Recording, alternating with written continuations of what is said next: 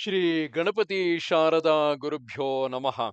ಉತ್ತರಂ ಯತ್ ಸಮುದ್ರಸ್ಯ ಹಿಮಾದ್ರೇಶ್ಚೈವ ದಕ್ಷಿಣಂ ವರ್ಷಂ ತದ್ಭಾರತಂ ನಾಮ ಭಾರತೀಯತ್ರ ಸಂತತಿ. ಶ್ರೋತೃಗಳಿಗೆ ಶ್ರೀ ಸ್ಕಾಂದ ಮಹಾಪುರಾಣದ 4ನೆಯ ಕಾಶಿ ಖಂಡದ ಉತ್ತರಾರ್ಧದಲ್ಲಿ ಡುಂಡಿ ವಿನಾಯಕ ಪ್ರಾದುರ್ಭಾವ ವರ್ಣನವೆಂಬ 57ನೆಯ ಅಧ್ಯಾಯಕ್ಕೆ ಸ್ವಾಗತ. ಸ್ಕಂದನು ಹೇಳುತ್ತಾನೆ: ಮುನಿಶ್ರೇಷ್ಠನೇ, ಬಳಿಕ ಪಾರ್ವತಿ ಸಮೇತನಾದ ವಿಶ್ವೇಶ್ವರನು ನನ್ನೊಡನೆಯೂ ಮಹಾಶಾಖ ವಿಶಾಖರೊಡನೆಯೂ ನಂದಿ ಭೃಂಗಿಗಳು ಮುಂದೆ ಬರುತ್ತಿರಲು ಕಾಶಿಗೆ ಹೊರಟನು. ನೈಗಮೇಯನಿಂದ ಕೂಡಿದವನಾಗಿ ರುದ್ರರಿಂದ ಸುತ್ತಲೂ ಪರಿವೃತನಾಗಿದ್ದನು. ದೇವರ್ಷಿಗಳಿಂದ ಯುಕ್ತನಾಗಿ ಸನಕಾದಿ ಮಹಾಮುನಿಗಳಿಂದ ಸ್ತೋತ್ರ ಮಾಡಿಸಿಕೊಳ್ಳುತ್ತಲಿದ್ದನು. ಸಮಸ್ತ ವಾಸಸ್ಥಾನಗಳಿಗೂ ಅಧೀಶ್ವರರಾದ ಅಷ್ಟದಿಕ್ಪಾಲಕರ ಅಭಿನಂದನೆಗಳನ್ನು ಕೇಳುತ್ತಾ ರೂಪುಗೊಂಡ ತೀರ್ಥಗಳೇ ದಾರಿಯನ್ನು ತೋರಿಸುತ್ತಿರಲು ಗಂಧರ್ವ ನಾಯಕರು ಮಂಗಳ ಗೀತಗಳನ್ನು ಹಾಡುತ್ತಿದ್ದರು. ಅಪ್ಸರಸೆಯರು ಪೂಜೆಯನ್ನು ಮಾಡುತ್ತಿದ್ದರು. ನೃತ್ಯಗಳನ್ನು ಮಾಡುತ್ತಾ ಕೈಗಳಿಂದ ಪುಷ್ಪಗಳನ್ನು ಎರಚುತ್ತಿದ್ದರು. ಆಕಾಶದಲ್ಲಿ ದೇವವಾದ್ಯಗಳನ್ನು ಬಾಜಿಸುವವರಿಲ್ಲದೆಯೇ ಧ್ವನಿಗೈಯುತ್ತಿದ್ದವು. ಇಂತೂ ಸರ್ವರು ಆತನ ಕಾಶಿ ಪ್ರವೇಶವನ್ನು ಅನುಮೋದಿಸುತ್ತಿದ್ದರು. ಮಹರ್ಷಿಗಳು ತಮ್ಮ ವೇದ ಘೋಷಗಳಿಂದ 8 ದಿಕ್ಕುಗಳ ಜನರನ್ನು ಕಿವುಡು ಮಾಡುತ್ತಿದ್ದರು. ಚಾರಣರೆಲ್ಲರೂ ಆತನನ್ನು ಸ್ತುತಿಸುತ್ತಾ ತಮ್ಮ ವಿಮಾನಗಳಿಂದ ಸುತ್ತುವರಿಸಿ ಬರುತ್ತಿದ್ದರು. ದೇವತೆಗಳ ಸ್ತ್ರೀಯರೆಲ್ಲರೂ ಮುಷ್ಟಿಗಳಿಂದ ಅಡಿಗಡಿಗೂ ಲಾಜಾಕ್ಷತೆಗಳನ್ನು ಮಳೆಗರೆಯುತ್ತಿರಲು ಮಹಾದೇವನ ದೇಹವು ಸಂತೋಷದಿಂದ ಪುಲಕಾಂಕಿತವಾಗುತ್ತಿದ್ದಿತು. ಬಹುಸಂಖ್ಯಾಕರಾದ ವಿದ್ಯಾಧರಿಯರ ಗಣನಗಳು ಪುಷ್ಪಮಾಲೆಗಳನ್ನು ಉಪಹಾರಗಳನ್ನು ಸಮರ್ಪಿಸುತ್ತಿದ್ದವು.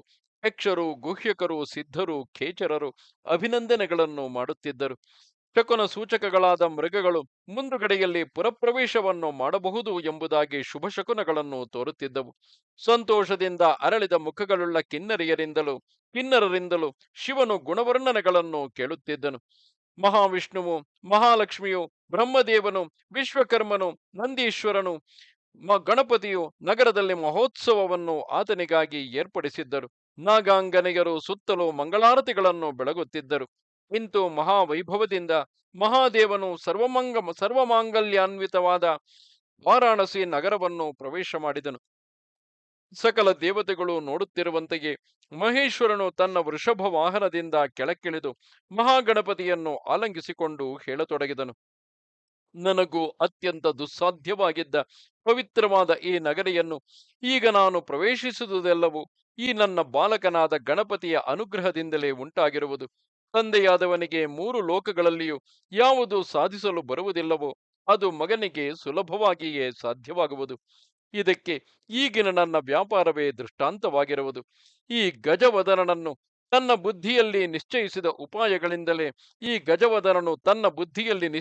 ಉಪಾಯಗಳಿಂದಲೇ ನನಗೆ ಕಾಶಿವಾಸದ ಲಾಭವು ಉಂಟಾಗುವ ರೀತಿಯಲ್ಲಿ ಸಕಲ ಕಾರ್ಯವನ್ನು ನೆರವೇರಿಸಿರುವನು. ನನ್ನ ಮನಸ್ಸಿನಲ್ಲಿಯೇ ಕೇವಲ ಅಭಿಲಾಷೆಯಾಗಿ ಉಳಿದಿದ್ದುದನ್ನು ಬಹುಕಾಲದ ಮೇಲೆ ಗಣೇಶನು ಹಸ್ತಗತವಾಗುವಂತೆ ತನ್ನ ಪೌರುಷದಿಂದ ಸಾಧನೆ ಮಾಡಿದನು. ಆದುದರಿಂದ ಮಕ್ಕಳನ್ನು ಪಡೆದವರಲ್ಲಿ ನಾನೇ ಧನ್ಯನಾದೆನು.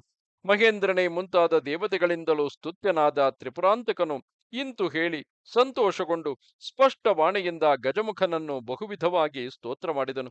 ಶಿವನು ಹೇಳುತ್ತಾನೆ: ವಿಘ್ನಗಳನ್ನು ಉಂಟು ಮಾಡುವುದರಲ್ಲಿ ಮೊದಲಿಗನು, ಭಕ್ತರಿಗೆ ನಿರ್ವಿಘ್ನಗಳನ್ನು ಉಂಟು ಮಾಡುವವನು, ವಿಘ್ನರಹಿತನು, ವಿಘ್ನಗಳನ್ನು ನಾಶಗೊಳಿಸುವವನು, ಮಹಾವಿಘ್ನಗಳಿಗೂ ವಿಘ್ನವನ್ನು ಉಂಟು ಮಾಡುವವನು ಸರ್ವೇಶ್ವರನು ಆದ ನಿನಗೆ ಜಯವಾಗಲಿ. ಸಮಸ್ತ ಗಣಗಳಿಗೂ ಅಧಿನಾಯಕನು, ಗಣ ಸೈನ್ಯಗಳಿಗೆ ಮುಂದಾಳುವು, ಗಣಗಳಿಂದ ನಮಸ್ಕರಿಸಲ್ಪಡುವ ಪಾದ ಕಮಲಗಳುಳ್ಳವನು, ಅಸಂಖ್ಯಾತಗಳಾದ ಸದ್ಗುಣಗಳಿಂದ ಭರಿತನು ಆದ ನಿನಗೆ ಜಯವು. ಸರ್ವತ್ರ ವ್ಯಾಪ್ತನು, ಸರ್ವೇಶ್ವರನು, ಸಕಲ ಬುದ್ಧಿಗಳಿಗೂ ಒಂದೇ ನೆಲೆಯಂತೆ ಇರುವವನು, ಈ ಮಾಯಾ ಪ್ರಪಂಚದ ಆದ್ಯಂತವೆಲ್ಲವನ್ನೂ ತಿಳಿದವನು, ಸಕಲ ಕರ್ಮಗಳಲ್ಲಿಯೂ ಅಗ್ರ ಪೂಜೆಗೆ ಅರ್ಹನಾದವನು ಆದ ನಿನಗೆ ವಿಜಯವಾಗಲಿ. ಸಕಲ ಮಂಗಳಗಳಿಗೂ ಮಂಗಳಪ್ರದನು, ಸರ್ವ ಮಂಗಳಕಾರಿಯು, ಅಶುಭಗಳನ್ನು ನಿರ್ಮೂಲಗೊಳಿಸುವವನು, ಭಕ್ತರಿಗೆ ಕೈವಲ್ಯವನ್ನು ಕೊಡುವ ಏಕಾಂತ ಕಾರಣನೂ ಆಗಿರುವ ನಿನಗೆ ಜಯ ಉಂಟಾಗಲಿ.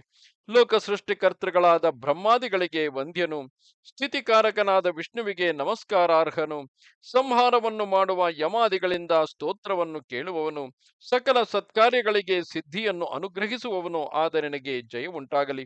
ಸಿದ್ಧರಿಂದ ನಮಸ್ಕೃತವಾದ ಪಾದ ಕಮಲವುಳ್ಳವನು, ಕಾರ್ಯಸಿದ್ಧಿಯನ್ನು ಉಂಟು ಮಾಡುವವನು, ಸರ್ವ ಸಿದ್ಧಿಗಳಿಗೂ ಏಕಾಯತನನು, ಅಣಿಮಾದಿ ಮಹಾಸಿದ್ಧಿಗಳ ಅಭ್ಯುದಯವನ್ನು ಕೊಡುವವನು ಆದ ನಿನಗೆ ಜಯವು.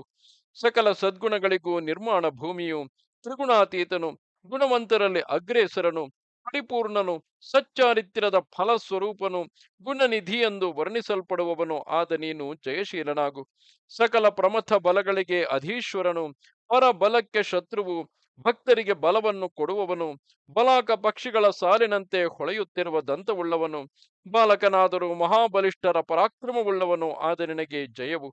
ಕೊನೆಗಿಲ್ಲದ ಮಹಿಮೆಗೆ ಆಧಾರನು, ಕ್ರೌಂಚ ಪರ್ವತವನ್ನು ಸೀಳಿದವನು, ಕೋರೆ ದಾಡೆಗಳಲ್ಲಿ ದಿಗ್ಗಜಗಳನ್ನು ಪ್ರಳಯದಲ್ಲಿ ಧರಿಸುವವನು, ಉದರದಲ್ಲಿ ಹಾವಿನ ಭೂಷಣವನ್ನು ಧರಿಸಿದವನು ಆದ ನಿನಗೆ ಮಂಗಳವಾಗಲಿ. ಕರುಣಾಮಯನಾದ ದಿವ್ಯರೂಪಧಾರಿಯೇ, ಯಾರು ನಿನ್ನನ್ನು ನಮಸ್ಕರಿಸುವರೋ ಅವರು ಭೂಲೋಕದಲ್ಲಿ ಸಕಲ ಪಾತಕಗಳನ್ನು ಮಾಡಿದ್ದರೂ ಇಹದಲ್ಲಿ ಮೋಕ್ಷಕ್ಕೆ ಭಾಗಿಗಳಾಗುವರು. ಈ ಲೋಕದಲ್ಲಿ ಅವರಿಗೆ ಸಂಭವಿಸುವ ಆ ಮಹಾ ಕಷ್ಟಗಳನ್ನು ಕೂಡ ನೀನು ಹೋಗಲಾಡಿಸುವೆ.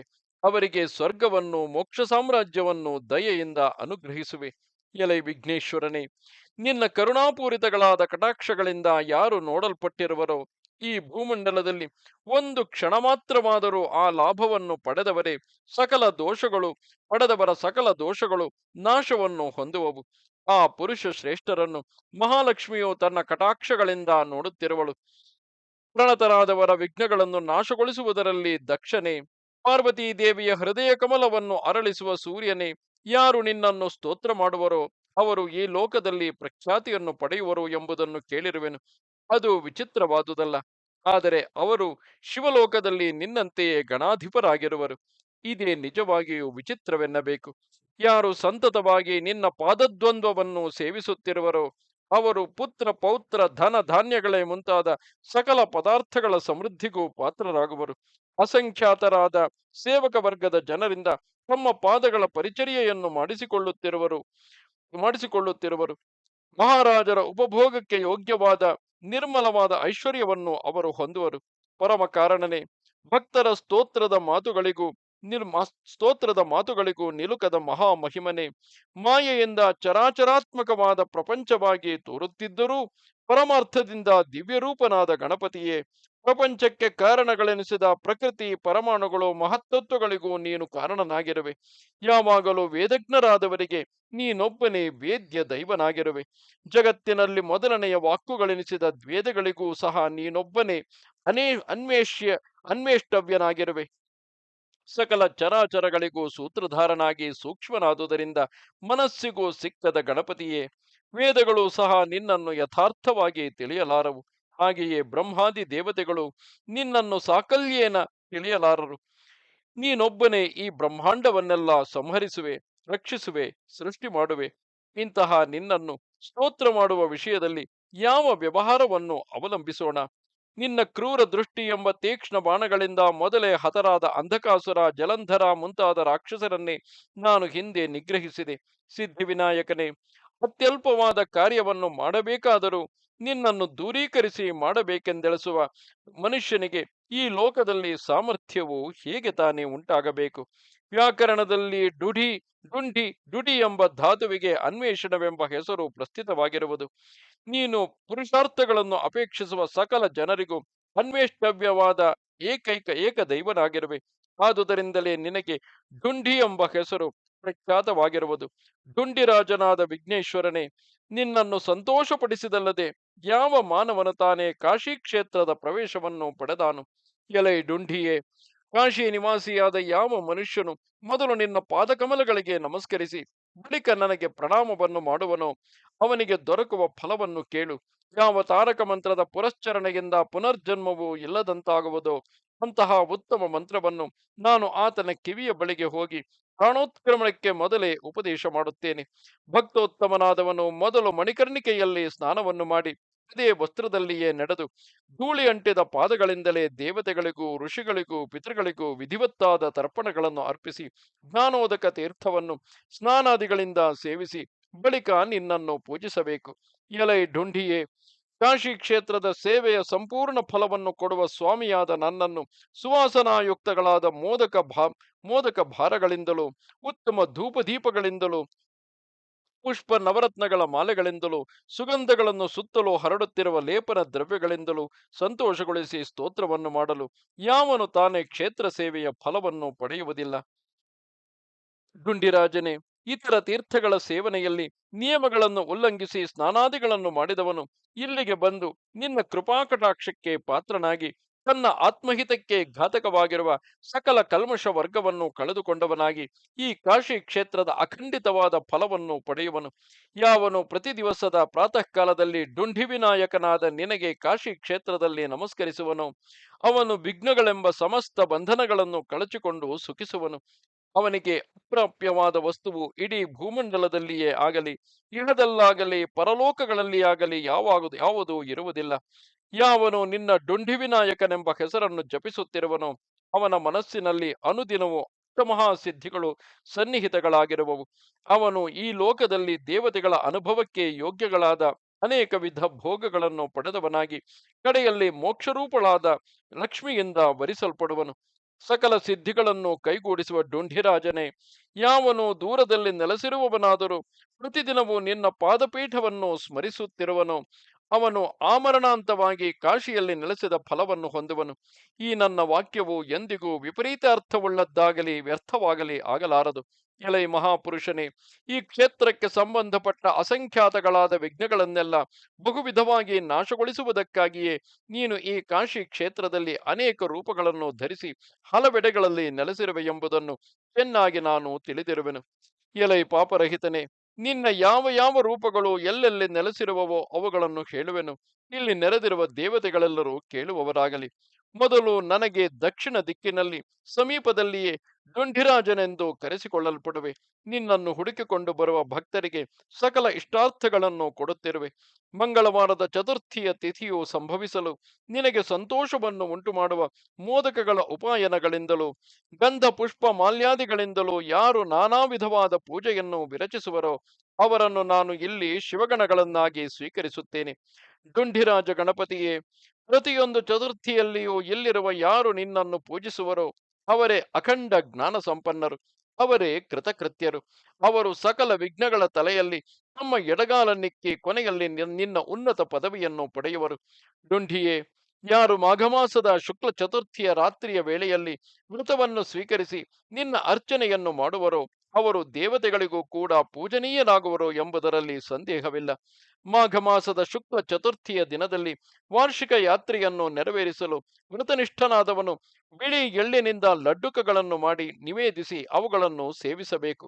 ಡುಂಡಿಯೇ, ಈ ಕ್ಷೇತ್ರ ಸೇವನೆಯ ಸಂಪೂರ್ಣ ಫಲವನ್ನು ಅಪೇಕ್ಷಿಸುವ ಸಕಲರು ಪ್ರಯತ್ನದಿಂದ ಈ ಯಾತ್ರೆಯನ್ನು ಮಾಡಬೇಕು. ಇದರಿಂದ ನಿನಗೆ ಸಂತೋಷ ಉಂಟಾಗಿ ಅವರ ಸಕಲ ವಿಘ್ನಗಳು ನಾಶವನ್ನೈದುವವು. ಈ ಯಾತ್ರೆಯನ್ನು ಯಾರು ನಡೆಸುವುದಿಲ್ಲವೋ ಮತ್ತು ಎಳ್ಳಿನ ಲಡ್ಡುಕಗಳನ್ನು ಯಾರು ನೈವೇದ್ಯ ಮಾಡುವುದಿಲ್ಲವೋ ಅವರನ್ನು ನೀನು ನನ್ನ ಆಜ್ಞಾನುಸಾರವಾಗಿ ಸಾವಿರಾರು ವಿಘ್ನಗಳಿಂದ ಪರಾಭವಗೊಳಿಸು. ಆ ಚತುರ್ಥಿಯ ದಿನದಲ್ಲಿ ಮಂತ್ರಜ್ಞನಾದ ಯಾವ ಬ್ರಾಹ್ಮಣನು ತನಗೆ ಈಪ್ಸಿತವಾದ ಮಂತ್ರದಿಂದ ಎಳ್ಳು ತುಪ್ಪಗಳೊಡನೆ ಭಕ್ತಿಯಿಂದ ಅಗ್ನಿಯಲ್ಲಿ ಹೋಮವನ್ನು ಮಾಡುವನೋ ಅವನಿಗೆ ಆ ಮಂತ್ರವು ಸಿದ್ಧಿಸುವುದು. ಡುಂಡಿ ವಿನಾಯಕನೇ, ವೈದಿಕ ಮಂತ್ರವೇ ಆಗಿರಲಿ ಅವೈದಿಕ ಸ್ತೋತ್ರವೇ ಆಗಿರಲಿ ನಿನ್ನ ಸನ್ನಿಧಿಯಲ್ಲಿ ಜಪಿಸಲ್ಪಟ್ಟುದಾದರೆ ಆ ನಿನ್ನ ಮಂತ್ರವು ಭಕ್ತನಿಗೆ ಅಭೀಷ್ಟ ಸಿದ್ಧಿಯನ್ನು ಒದಗಿಸಿಕೊಡುವುದು. ಈಶ್ವರನು ಹೇಳುತ್ತಾನೆ, ನಾನು ರಚಿಸಿರುವ ಈ ಸ್ತೋತ್ರವನ್ನು ಯಾವನು ಸದ್ಬುದ್ಧಿಯಿಂದ ಪಠಿಸುತ್ತಾನೆಯೋ ಅವನನ್ನು ಎಂದಿಗೂ ವಿಘ್ನ ಸಮೂಹಗಳು ಪೀಡಿಸುವುದಿಲ್ಲವೆಂಬುದು ನಿಶ್ಚಯವು. ಪರಮ ಪುಣ್ಯಕಾರಕವಾದ ಈ ಡುಂಡಿ ರಾಜಸ್ತವವನ್ನು ಯಾವನು ಡುಂಡಿ ವಿನಾಯಕನ ಸನ್ನಿಧಿಯಲ್ಲಿ ಪಠನ ಮಾಡುವನೋ ಸಕಲ ಸಿದ್ಧಿಗಳು ಅವನ ಸಾನ್ನಿಧ್ಯವನ್ನು ಎಡಬಿಡದೆ ಭಜಿಸುತ್ತಿರುವವು. ಉತ್ತಮವಾದ ಈ ಸ್ತೋತ್ರವನ್ನು ಮನಸ್ಸಂಯಮನ ಪೂರ್ವಕವಾಗಿ ಜಪಿಸಿದ ಮನುಷ್ಯನು ಎಂದಿಗೂ ಮಾನಸಿಕಗಳಾದ ಪಾತಕಗಳಿಂದ ಲೇಪನವನ್ನು ಪರಾಭವವನ್ನು ಪಡೆಯುವುದಿಲ್ಲವು. ಈ ಡುಂಡಿ ಗಣಪತಿಯ ಸ್ತೋತ್ರ ಮಾಡಿದ ಮಾನವನು ಸತ್ಪುತ್ರರನ್ನು, ಹೆಂಡತಿಯನ್ನು, ಕ್ಷೇತ್ರವನ್ನು, ಉಪವಾಶ್ವಗಳನ್ನು, ಗ್ರಹವನ್ನು, ಧನಧಾನ್ಯ ಸಮೃದ್ಧಿಯನ್ನು ಪಡೆದು ಸುಖಿಸುವನು. ನನ್ನಿಂದ ಮಾಡಲ್ಪಟ್ಟ ಈ ಸ್ತೋತ್ರಕ್ಕೆ ಸರ್ವಸಂಪತ್ಕರ ಸ್ತೋತ್ರವೆಂದು ಹೆಸರಾಗಲಿ. ಮೋಕ್ಷ ಕಾಮನೆಯುಳ್ಳವನು ಈ ಸ್ತುತಿಯನ್ನು ಅಗತ್ಯವಾಗಿ ನಿತ್ಯವೂ ಪಠನ ಮಾಡಬೇಕು. ಯಾವ ಕಾರ್ಯವನ್ನಾದರೂ ಮಾಡುವಲ್ಲಿ ಹೊರಡುವಾಗಲೂ ಈ ಪಾವನವಾದ ಸ್ತೋತ್ರವನ್ನು ಜಪಿಸಲು ಅವನ ಮುಂದೆಯೇ ಸಕಲ ಸಿದ್ಧಿಗಳು ನಿಜವಾಗಿಯೂ ಹೋಗಿ ಕಾರ್ಯವನ್ನು ಕೈಗೂಡಿಸುವವು.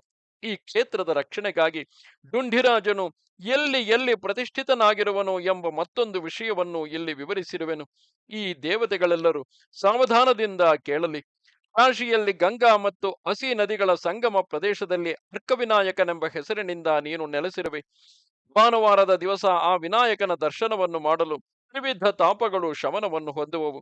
ಈ ಕ್ಷೇತ್ರದ ದಕ್ಷಿಣ ಭಾಗದಲ್ಲಿ ಸಕಲ ದುರ್ಗತಿಯನ್ನು ನಾಶ ಮಾಡುವ ದುರ್ಗನೆಂಬ ಹೆಸರಿನ ಗಣಪತಿ ಇರುವನು. ಆತನನ್ನು ಸಕಲರು ಪ್ರಯತ್ನಪೂರ್ವಕವಾಗಿ ಪೂಜಿಸಬೇಕು. ಈ ಪ್ರದೇಶದ ನೈಋತ್ಯ ಭಾಗದಲ್ಲಿ ಭೀಮಚಂಡಿಯ ಸಮೀಪದಲ್ಲಿ ಭೀಮಚಂಡನೆಂಬ ಗಣನಾಯಕನಿರುವನು. ಆತನನ್ನು ನೋಡಿದವರ ಸಕಲ ಮಹಾಭಯಗಳನ್ನು ನಿರ್ಮೂಲಗೊಳಿಸುವನು. ಕ್ಷೇತ್ರದ ಪಶ್ಚಿಮ ಭಾಗದಲ್ಲಿ ದೇಹಲಿ ವಿನಾಯಕನು ಪ್ರತಿಷ್ಠಿತನಾಗಿರುವನು. ಆತನ ಆತನು ತನ್ನ ಭಕ್ತರ ಸಕಲ ವಿಘ್ನಗಳನ್ನು ನಿವಾರಿಸುವನು ಎಂಬುದರಲ್ಲಿ ಯಾವ ಸಂದೇಹವೂ ಇರುವುದಿಲ್ಲ. ಕ್ಷೇತ್ರದ ವಾಯುವ್ಯದ ಮೂಲೆಯಲ್ಲಿ ಉದ್ದಂಡ ನಾಮಕನಾದ ಗಣಪತಿ ಇರುವನು. ಭಕ್ತರ ಉದ್ದಂಡಗಳಾದ ವಿಘ್ನಕೋಟಿಗಳನ್ನು ಸಹ ನಿತ್ಯವೂ ಶಾಸನ ಮಾಡಿ ಕಳೆಯುತ್ತಿರುವನು. ಆ ಕಾಶಿಯ ಉತ್ತರ ದಿಕ್ಕಿನಲ್ಲಿ ಪಾಶಪಾಣಿ ಎಂಬ ವಿನಾಯಕನಿರುವನು. ಭಕ್ತಿಯುತರಾಗಿ ಕಾಶಿಯಲ್ಲಿ ವಾಸ ಮಾಡುವವರ ಕಾರ್ಯಗಳಲ್ಲಿ ಎಲ್ಲ ಅಡಚಣೆಗಳನ್ನು ಆತನು ದೂರ ಮಾಡುವನು. ಗಂಗಾ ವರ್ಣಗಳ ಸಂಗಮ ಕ್ಷೇತ್ರದಲ್ಲಿ ಸುಂದರ ರೂಪನಾದ ಸರ್ವ ವಿನಾಯಕನು ನೆಲೆಸಿರುವನು. ಸತ್ಪುರುಷರಾದ ತನ್ನ ಭಕ್ತರಿಗೆ ಒದಗುವ ಅಸಂಖ್ಯಾಕಗಳಾದ ಕಾರ್ಯವಿಘ್ನಗಳನ್ನು ಆತನು ಕ್ಷಯಗೊಳಿಸುವನು.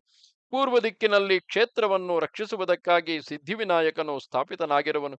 ಆತನು ಯಮತೀರ್ಥದ ಪಶ್ಚಿಮದಲ್ಲಿ ನೆಲೆಸಿ ಸಾಧಕರಾದವರಿಗೆ ಶೀಘ್ರವಾಗಿ ಕಾರ್ಯಸಿದ್ಧಿಯನ್ನು ಅನುಗ್ರಹಿಸುವನು. ಈ 8 ವಿನಾಯಕರು ಕಾಶಿ ಕ್ಷೇತ್ರದ ಬಾಹ್ಯ ಆವರಣದಲ್ಲಿ ನೆಲೆಸಿರುವರು. ಭಕ್ತರಲ್ಲದವರನ್ನು ಹೊರಕ್ಕೆ ಓಡಿಸುವವರಾಗಿ ಭಕ್ತರಿಗೆ ಸಕಲ ವಿಧ ಸಿದ್ಧಿಗಳನ್ನು ಕೊಡುತ್ತಲಿರುವರು. ಅವಿಮುಕ್ತವೆಂಬ ಈ ಪವಿತ್ರ ಕ್ಷೇತ್ರವನ್ನು ರಕ್ಷಿಸುತ್ತಾ ಎರಡನೆಯ ಆವರಣದಲ್ಲಿ ಯಾವ ವಿನಾಯಕರಿರುವರೋ ಅವರನ್ನು ಮುಂದೆ ವಿವರಿಸುವೆನು. ಗಂಗಾ ನದಿಯ ಪಶ್ಚಿಮ ದಡದಲ್ಲಿ ಅರ್ಕ ವಿನಾಯಕನಿಗೆ ಉತ್ತರ ದಿಕ್ಕಿನಲ್ಲಿರುವ ಲಂಬೋದರನೆಂಬ ಗಣನಾಯಕನು ಭಕ್ತರ ಪಾಪವೆಂಬ ಕೆಸರನ್ನು ತೊಳೆಯುವನು. ಆತನಿಗೆ ಪಶ್ಚಿಮದಲ್ಲಿರುವ ದುರ್ಗ ವಿನಾಯಕನಿಗೆ ಉತ್ತರದಲ್ಲಿಯೂ ಕೂಟದಂತನೆಂಬ ವಿನಾಯಕನು ನೆಲೆಸಿ ದುರ್ಗಮವಾದ ಕಷ್ಟಗಳನ್ನು ಪರಿಹರಿಸುತ್ತಾ ಈ ಕ್ಷೇತ್ರವನ್ನು ನಿತ್ಯವೂ ರಕ್ಷಿಸುತ್ತಿರುವನು. ಭೀಮಚಂಡನೆಂಬ ಗಣನಾಯಕನಿಗೆ ಸ್ವಲ್ಪ ಈಶಾನ್ಯ ದಿಕ್ಕಿನಲ್ಲಿ ಪೂಜನೀಯನಾದ ಶಾಲಕಟಂಕಟನೆಂಬ ಗಣಪತಿಯು ಕ್ಷೇತ್ರದ ರಕ್ಷಣೆಯನ್ನು ಮಾಡುತ್ತಾ ನೆಲೆಸಿರುವನು. ದೇಹಲಿ ವಿನಾಯಕನಿಗೆ ಪೂರ್ವ ದಿಕ್ಕಿನಲ್ಲಿ ಕೂಷ್ಮಾಂಡ ನಾಮಕನಾದ ವಿನಾಯಕನೊಬ್ಬನಿರುವನು. ಸಾಮ ಡಾಮರಾದಿ ಮಹಾಭಯಗಳು ಉಂಟಾದ ವೇಳೆಗಳಲ್ಲಿ ಭಕ್ತರು ಈತನನ್ನು ಸರ್ವಕಾಲದಲ್ಲಿಯೂ ಪೂಜಿಸಬೇಕು. ಉದ್ದಂಡ ಗಣಪತಿಗೆ ಆಗ್ನೇಯ ಕೋಣದಲ್ಲಿ ಮಹಾಪ್ರಸಿದ್ಧಿಯನ್ನು ಪಡೆದ ಮುಂಡ ವಿನಾಯಕನು ಪ್ರತಿಷ್ಠಿತನಾಗಿರುವನು. ಭಕ್ತರಿಗೆ ಯಾವಾಗಲೂ ಪೂಜಾರ್ಹನಾಗಿರುವನು. ಆತನ ದೇಹವು ಪಾತಾಳ ಲೋಕದಲ್ಲಿ ನೆಲೆಸಿರುವುದು. ತಲೆಯು ಮಾತ್ರ ಕಾಶಿ ಕ್ಷೇತ್ರದಲ್ಲಿ ಕಾಣುತ್ತಿರುವುದು. ಆದುದರಿಂದಲೇ ಕಾಶಿಯಲ್ಲಿರುವ ಈತನಿಗೆ ಮುಂಡ ವಿನಾಯಕನೆಂಬ ಹೆಸರು ಪ್ರಸಿದ್ಧವಾಗಿರುವುದು. ಪಾಶಪಾಣಿ ಎಂಬ ಗಣಪತಿಗೆ ದಕ್ಷಿಣದಲ್ಲಿ ವಿಕಟದಂತ ಗಣಪತಿ ಇರುವನು. ಆ ಗಣೇಶನನ್ನು ಪೂಜಿಸಲು ಮನುಷ್ಯನಿಗೆ ಗಣಾಧಿಪತ್ಯವೇ ಫಲವಾಗಿ ಒದಗುವುದರಲ್ಲಿ ಸಂಶಯವಿಲ್ಲ. ಸರ್ವ ಗಣಪತಿಗೆ ನೈಋತ್ಯದಲ್ಲಿ ರಾಜಪುತ್ರನೆಂಬ ವಿನಾಯಕನು ಶೋಭಿಸುತ್ತಿರುವನು. ರಾಜ್ಯಾಧಿಕಾರದಿಂದ ಭ್ರಷ್ಟನಾಗಿ ಅಲೆಯುತ್ತಿರುವವನು ಈತನನ್ನು ಪೂಜಿಸಲು ಪುನಃ ತನ್ನ ರಾಜ್ಯದಲ್ಲಿ ಪ್ರತಿಷ್ಠಿತನಾಗುವನು. ಗಂಗಾ ನದಿಯ ಪಶ್ಚಿಮ ತೀರದಲ್ಲಿ ರಾಜಪುತ್ರ ಗಣಪತಿಗೆ ದಕ್ಷಿಣದಲ್ಲಿ ಪ್ರಣವ ಗಣಪತಿಯು ನೆಲೆಸಿರುವನು. ಆತನು ನಮಸ್ಕಾರ ಮಾಡಿದವರನ್ನು ಅನಾಯಾಸವಾಗಿಯೇ ಸ್ವರ್ಗಕ್ಕೆ ಕರೆದುಕೊಂಡು ಹೋಗುವನು. ಕಾಶಿ ಕ್ಷೇತ್ರದ ಎರಡನೆಯ ಆವರಣದಲ್ಲಿ ಮೇಲೆ ಹೇಳಿದ 8 ಗಣಪತಿಗಳು ಪ್ರಸನ್ನರಾಗಿರುವರು. ಕಾಶಿ ಪ್ರದೇಶದಲ್ಲಿ ವಾಸಿಸುತ್ತಿರುವ ಜನರ ಸಕಲ ವಿಘ್ನ ಸಮೂಹಗಳನ್ನು ಇವರು ನಾಶ ಮಾಡುವರು. ಈ ಕ್ಷೇತ್ರದ 3ನೆಯ ಆವರಣದಲ್ಲಿ ನಿತ್ಯವೂ ಕ್ಷೇತ್ರದ ರಕ್ಷಣೆಯನ್ನು ಮಾಡುತ್ತಿರುವ ಯಾವ ವಿನಾಯಕರಿರುವರೋ ಅವರನ್ನು ನಾನು ಈಗ ಹೇಳಬೇಕಾಗಿರುವುದು. ಉತ್ತರ ವಾಹಿನಿಯಾದ ಗಂಗಾ ನದಿಯ ಮನೋಹರವಾದ ದಡದಲ್ಲಿ ಲಂಬೋದರನಿಗೆ ಉತ್ತರದಲ್ಲಿ ವಕ್ರತುಂಡನೆಂಬ ವಿಘ್ನೇಶ್ವರನು ನೆಲೆಸಿ ಭಕ್ತರ ಪಾತಕ ಕೋಟೆಗಳನ್ನು ಪರಿಹರಿಸುತ್ತಿರುವನು. ಕೂಟದಂತ ಗಣಪತಿಗೆ ಉತ್ತರ ದಿಕ್ಕಿನಲ್ಲಿ ಏಕದಂತ ಗಣಪತಿಯು ಇರುವನು. ಆತನು ಆನಂದವನವೆಂಬ ಈ ಕ್ಷೇತ್ರವನ್ನು ಯಾವಾಗಲೂ ವಿಘ್ನಗಳು ಸಂಭವಿಸದಂತೆ ಪಾಲನ ಮಾಡುತ್ತಿರುವನು. ಶಾಲ ಕಟಂಕಟ ಗಣಪನಿಗೆ ಈಶಾನ್ಯ ದಿಕ್ಕಿನಲ್ಲಿ ತ್ರಿಮುಖನೆಂಬ ವಿಘ್ನೇಶ್ವರನು ನೆಲೆಸಿ ಕಾಶಿಯ ಸಮಸ್ತ ಭಯಗಳನ್ನು ಪರಿಹರಿಸುತ್ತಿರುವನು. ಆತನಿಗೆ ಕಪಿ, ಸಿಂಹ ಮತ್ತು ಆನೆಗಳ 3 ಮುಖಗಳಿರುವವು. ಕೂಷ್ಮಾಂಡ ಗಣಪತಿಗೆ ಪೂರ್ವ ದಿಗ್ಭಾಗದಲ್ಲಿ ಪಂಚಾಸ್ಯನೆಂಬ ವಿಘ್ನನಾಯಕನು ನೆಲೆಸಿರುವನು. ಆತನು ಸಿಂಹವನ್ನು ಕಟ್ಟಿದ ರಥದಲ್ಲಿ ಕುಳಿತು ಈ ವಾರಾಣಸಿ ನಗರಿಯನ್ನು ಪಾಲಿಸುತ್ತಿರುವನು. ಮುಂಡ ವಿನಾಯಕನಿಗೆ ಆಗ್ನೇಯ ಮೂಲೆಯಲ್ಲಿರುವ ಹೇರಂಬ ಗಣಪತಿಯನ್ನು ನಿತ್ಯವೂ ಪೂಜಿಸಬೇಕು. ಆತನು ಅನ್ನಪೂರ್ಣಾ ದೇವಿಯಂತೆಯೇ ಕಾಶಿ ನಿವಾಸಿಗಳ ಸಕಲಾಭೀಷ್ಟಗಳನ್ನು ಪೂರೈಸುವನು. ವಿಕಟದಂತನಿಗೆ ದಕ್ಷಿಣದಲ್ಲಿ ವಿಘ್ನರಾಜನೆಂಬ ಗಣಪತಿಯನ್ನು ಬುದ್ಧಿವಂತನಾದ ಭಕ್ತನು ಪೂಜಿಸಬೇಕು. ಆತನು ಭಜಕರ ಸಕಲ ವಿಘ್ನಗಳನ್ನು ನಾಶನ ಮಾಡುವನು. ರಾಜಪುತ್ರ ಗಣೇಶ್ವರನಿಗೆ ಸ್ವಲ್ಪ ದೂರದಲ್ಲಿಯೇ ನೈಋತ್ಯ ದಿಕ್ಕಿಗೆ ವರದನೆಂಬ ಗಣಪತಿಯು ನೆಲೆಸಿರುವನು. ಆತನನ್ನು ಪೂಜಿಸುವ ಭಕ್ತರಿಗೆ ಸಮಸ್ತ ವರಗಳನ್ನು ದಯಪಾಲಿಸುವನು. ಪ್ರಣವ ಗಣಪತಿಯು ಇರುವೆಡೆಯಿಂದ ದಕ್ಷಿಣಕ್ಕೆ ಗಂಗಾ ನದಿಯ ನಿರ್ಮಲ ತಟದಲ್ಲಿರುವ ಪಿಶಂಗಿಲ ತೀರ್ಥದಲ್ಲಿ ಮೋದಕ ಪ್ರಿಯನೆಂಬ ಗಣಾಧಿಪತಿಯು ಸಕಲ ಕ್ಷೇತ್ರವಾಸಿಗಳಿಗೂ ಸಂಪೂಜ್ಯನಾಗಿರುವನು. ನಾಲ್ಕನೆಯ ಆವರಣದಲ್ಲಿಯೂ ಹೀಗೆಯೇ 8 ವಿನಾಯಕರು ನೆಲೆಸಿ ಕಾಶಿಯಲ್ಲಿ ಭಕ್ತರ ವಿಘ್ನಗಳನ್ನು ನಾಶಗೊಳಿಸುತ್ತಿರುವರು. ಸಂತುಷ್ಟಾಂತರಂಗರಾದ ಭಕ್ತರು ಅವರೆಲ್ಲರನ್ನೂ ಅವಶ್ಯಕವಾಗಿ ನೋಡಲೇಬೇಕು. ದೇವನದಿಯಾದ ಗಂಗೆಯ ತಟದಲ್ಲಿ ವಕ್ರತುಂಡ ಗಣೇಶನ ಉತ್ತರದಲ್ಲಿ ಅಭಯಪ್ರದ ವಿನಾಯಕನಿರುವನು. ಆತನು ಸಕಲ ಜನರ ಭಯಗಳನ್ನು ನಾಶ ಮಾಡುತ್ತಾ ಅಲ್ಲಿ ನೆಲೆಸಿರುವನು. ಏಕದಂತನಿಗೆ ಉತ್ತರ ದಿಕ್ಕಿನಲ್ಲಿ ಸಿಂಹತುಂಡ ವಿನಾಯಕನು ನೆಲೆಸಿ ವಾರಾಣಸಿ ಕ್ಷೇತ್ರದಲ್ಲಿ ವಾಸ ಮಾಡುವವರ ಸಕಲ ಕ್ಲೇಶಗಳನ್ನು ನಾಶ ಮಾಡುವುದರಲ್ಲಿ ಸಿಂಹಕ್ಕೆ ಸಮಾನನೆನಿಸಿರುವನು. ತ್ರಿಮುಖ ಗಣಪತಿಗೆ ಈಶಾನ್ಯ ದಿಕ್ಕಿನಲ್ಲಿ ನೆಲೆಸಿರುವ ಕೂಣಿತಾಕ್ಷನೆಂಬ ಗಣನಾಯಕನು ಕ್ಷೇತ್ರದ ಮಹಾಶ್ಮಶಾನವನ್ನು ದುಷ್ಟ ಜನರ ಕ್ರೂರ ದೃಷ್ಟಿಗಳಿಂದ ನಿತ್ಯವೂ ರಕ್ಷಿಸುತ್ತಾ ಕಾಣುತ್ತಿರುವನು. ಪಂಚಮುಖ ಗಣಪತಿಯ ಪೂರ್ವ ದಿಗ್ಭಾಗದಲ್ಲಿ ಕ್ಷಿಪ್ರ ಪ್ರಸಾದ ಗಣಪತಿಯು ಈ ನಗರವನ್ನು ರಕ್ಷಿಸುತ್ತಾ ನೆಲೆಸಿರುವನು. ಕ್ಷಿಪ್ರ ಪ್ರಸಾದ ಗಣಪತಿಯ ಪೂಜೆಯನ್ನು ಮಾಡುವುದರಿಂದ ಶೀಘ್ರವಾಗಿಯೇ ಸಕಲ ಸಿದ್ಧಿಗಳು ಕೈಗೂಡುವವು. ಹೇರಂಬ ಗಣೇಶ್ವರನಿಗೆ ಉತ್ತರ ದಿಕ್ಕಿನಲ್ಲಿ ಚಿಂತಾಮಣಿ ನಾಮಕನಾದ ವಿನಾಯಕನು ಇರುವನು. ಆತನು ನಿಜವಾಗಿಯೂ ಭಕ್ತ ಜನರ ಚಿಂತಾಮಣಿ ಎನಿಸಿ ಅವರು ಅಪೇಕ್ಷಿಸಿದ ಪದಾರ್ಥಗಳನ್ನೆಲ್ಲ ಒದಗಿಸುತ್ತಿರುವನು. ವಿಘ್ನರಾಜನ ದಕ್ಷಿಣ ದಿಕ್ಕಿಗೆ ದಂತಹಸ್ತನೆಂಬ ಗಣಪತಿಯು ನೆಲೆಸಿರುವನು. ಆತನು ವಾರಾಣಸಿಯನ್ನು ದ್ವೇಷಿಸುವ ಪಾಪಿಗಳಿಗೆ ಸಾವಿರಾರು ವಿಘ್ನಗಳೊದಗುವಂತೆ ಶಾಸನಗಳನ್ನು ಬರೆಯುತ್ತಿರುವನು. ವರದ ಗಣಪತಿಗೆ ನೈಋತ್ಯದಲ್ಲಿ ಪಿಚಂಡಿಲ ನಾಮಕನಾದ ಗಣಪತಿಯು ತನ್ನ ರಾಕ್ಷಸ ಗಣಗಳಿಂದ ಕೂಡಿದವನಾಗಿ ಈ ನಗರಿಯನ್ನು ಅಹೋರಾತ್ರಗಳಲ್ಲಿಯೂ ಜಾಗರೂಕನಾಗಿ ರಕ್ಷಿಸುತ್ತಿರುವನು. ಪಿಲಪಿಲಾ ತೀರ್ಥದ ಬಳಿಯಲ್ಲಿ ಮೋದಕ ಪ್ರಿಯ ವಿನಾಯಕನ ದಕ್ಷಿಣಕ್ಕೆ ಉದ್ದಂಡ ಮುಂಡನೆಂಬ ಗಣಪತಿಯು ಕಾಣುತ್ತಿರುವನು. ಆತನು ತನ್ನ ಭಕ್ತರಿಗೆ ಯಾವುದನ್ನು ತಾನೇ ಕೊಡಲಾರನು. ಇನ್ನು ಕಾಶಿ ಕ್ಷೇತ್ರದ 5ನೆಯ ಪ್ರಾಕಾರದಲ್ಲಿ ನೆಲೆಸಿರುವ ಯಾವ 8 ವಿನಾಯಕರಿರುವರೋ ಕ್ಷೇತ್ರ ರಕ್ಷಣೆಯನ್ನು ಮಾಡುತ್ತಿರುವ ಅವರೆಲ್ಲರನ್ನು ಈಗ ವಿವರಿಸಿ ಹೇಳುವೆನು. ಸ್ವರ್ಗ ತರಂಗಿಣಿಯಾದ ಗಂಗೆಯ ತೀರದಲ್ಲಿ ಅಭಯಪ್ರದ ಗಣಪತಿಗೆ ಉತ್ತರ ದಿಕ್ಕಿನಲ್ಲಿರುವ ಸ್ಥೂಲದಂತನೆಂಬ ಗಣಪತಿಯು ಸತ್ಪುರುಷರಿಗೆ ಶಾಶ್ವತಗಳಾದ ಸಕಲ ಸಿದ್ಧಿಗಳನ್ನು ತೋರಿಸಿಕೊಡುತ್ತಿರುವನು. ಸಿಂಹತುಂಡ ವಿನಾಯಕನಿಗೆ ಉತ್ತರ ಭಾಗದಲ್ಲಿ ಕಲಿಪ್ರಿಯ ಗಣಪತಿ ಇರುವನು. ಈ ಕ್ಷೇತ್ರದ ಯಾತ್ರಿಕರನ್ನು ದ್ವೇಷಿಸುವ ಸಕಲ ಜನರಲ್ಲಿ ನಿತ್ಯವೂ ಪರಸ್ಪರವಾದ ಕಲಹಗಳನ್ನು ಉಂಟು ಮಾಡುತ್ತಿರುವನು. ಕೂಣಿತಾಕ್ಷನಿಗೆ ಈಶಾನ್ಯ ದಿಕ್ಕಿನಲ್ಲಿ ಚತುರ್ದಂತ ವಿನಾಯಕನು ನೆಲೆಸಿರುವನು. ಆತನ ದರ್ಶನವನ್ನು ಮಾಡಿದ ಮಾತ್ರದಿಂದಲೇ ವಿಘ್ನ ಸಮೂಹಗಳು ತಾವಾಗಿಯೇ ಭಕ್ತನನ್ನು ತ್ಯಜಿಸಿ ಓಡಿ ಹೋಗುವವು. ಕ್ಷಿಪ್ರಪ್ರಸಾದ ವಿಘ್ನೇಶ್ವರನಿಗೆ ಪೂರ್ವದಲ್ಲಿ ದ್ವಿತುಂಡನೆಂಬ ಗಣನಾಯಕನಿರುವನು. ಆತನು ಹಿಂದುಗಡೆಯೂ ಮುಂದುಗಡೆಯೂ ಒಂದೇ ವಿಧವಾದ ಆಕಾರ ಸಂಪತ್ತುಳ್ಳವನಾಗಿ ಪ್ರಕಾಶಿಸುತ್ತಿರುವನು.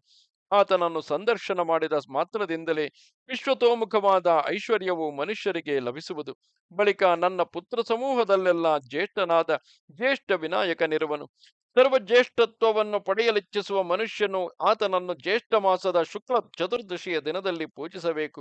ಆ ಗಣಪತಿಯು ಚಿಂತಾಮಣಿ ವಿನಾಯಕನಿಗೆ ಆಗ್ನೇಯ ದಿಗ್ಭಾಗದಲ್ಲಿ ಪ್ರತಿಷ್ಠಿತನಾಗಿರುವನು. ದಂತಹಸ್ತ ಗಣಪತಿಗೆ ದಕ್ಷಿಣದಲ್ಲಿ ಗಜ ವಿನಾಯಕನೆಂಬ ಲೋಕಪೂಜ್ಯನಾದ ವಿನಾಯಕನಿರುವನು. ಆತನನ್ನು ಭಕ್ತಿಯಿಂದ ಪೂಜಿಸಲು ಗಜವಾಹನ ಪ್ರಾಪ್ತಿಯವರೆಗಿನ ಅತುಲೈಶ್ವರ್ಯವು ಪ್ರಾಪ್ತವಾಗುವುದು.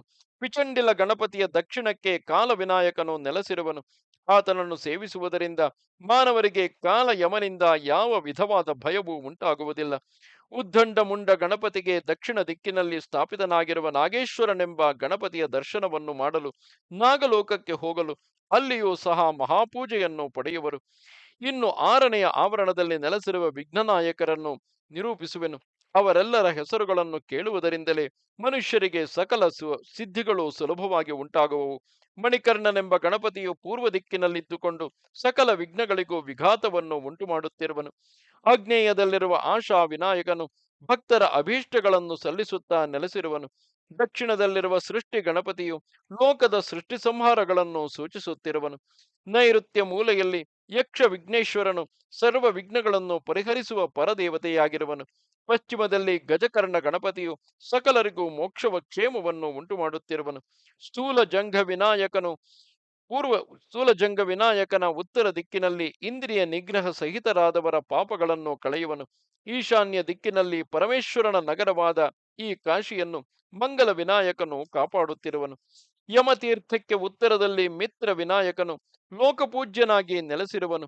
ಇನ್ನು 7ನೆಯ ಆವರಣದಲ್ಲಿ ನೆಲೆಸಿರುವ ವಿನಾಯಕರನ್ನು ವಿವರಿಸಿ ಹೇಳುವೆನು.